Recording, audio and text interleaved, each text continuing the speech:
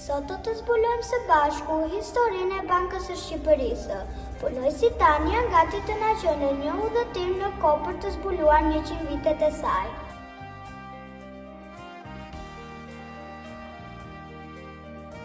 Jemi në vitin 1925, Shqipëria krijoi bankën e saj të parë, Bankën Kombëtare të Shqipërisë. Jemi në vitin 1945, pas luftës së dytë botërore, banka ndryshoi emrin në Banka e Shtetit Shqiptar. Ajo u bë qendra financiare e vendit. Jemi në vitin 1947. Shqipëria prezantoi monedën e saj të re, leku. Jemi në vitin 1992. Pas ndryshimeve të mëdha në Shqipëri, sistemi bankar u transformua.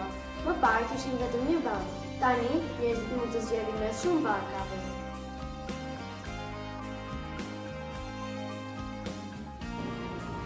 Sot Banka e Shqipërisë na siguron që paratë tona të jenë të sigurta dhe ekonomia të qëndrojë fortë.